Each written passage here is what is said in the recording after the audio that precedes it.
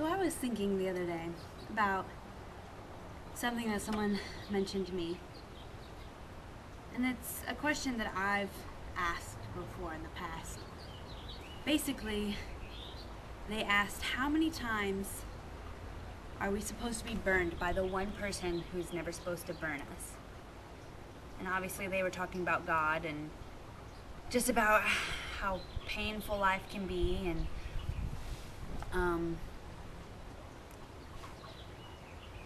even how frustrating life can be when you think that you have a calling and it never seems to happen. And you think, God, I'm here, I'm willing to do this calling for you, and nothing's coming of it.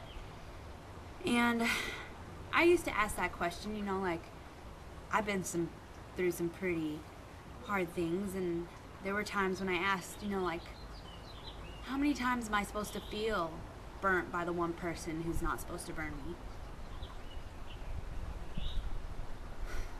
But then I had a revelation of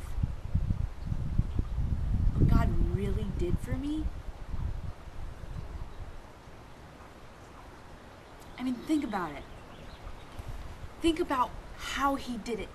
I mean, he didn't just snap his fingers or send some angels down to take over all the bad people in the world. No, he came down and he was mutilated.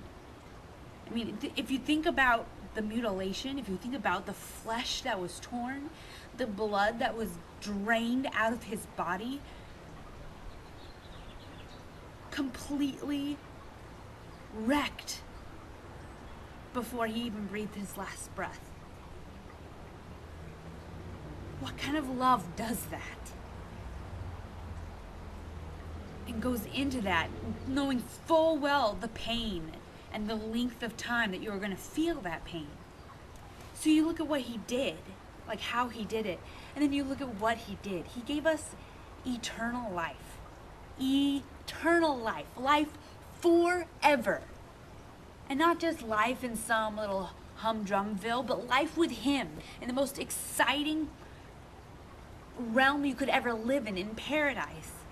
With him, with the most amazing person that you will ever meet in your entire life, with him. He did that to give us this eternal life. And when you think about that and you really grasp the magnitude of that, when you think about it, he could, for the rest of our life on this planet, he could make it torment, and we should still drop to our knees in gratefulness. He could make it the most boring, mundane, meaningless thing ever, and we should still drop to our knees and thank God that we have eternity with him because of what he did. We deserve nothing. We definitely don't deserve eternal life with him, and yet we feel like we deserve something on this earth. After what he's given us and what he's promised us, we think, oh yeah, eternal life's going to be great. But God, before I get there, you sure better give me my calling here. You sure better do something great here. You sure better make sure that nothing hurts me and I come across no suffering in this life here. Really, do we understand what he gave us and what he did?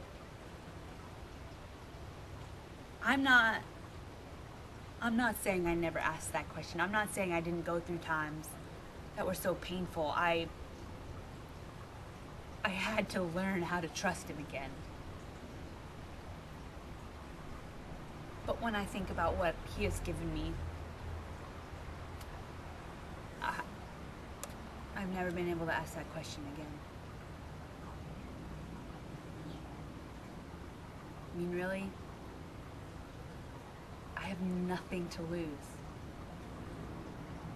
because I will never lose him or the eternity and life with him that he has promised me. I'm sorry, I forgot something. I don't know how I forgot this part. I was just so caught up in the whole wow of what he did that I don't.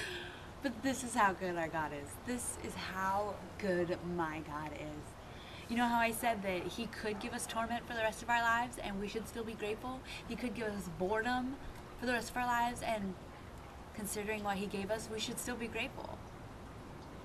But our God is so good, he doesn't do that.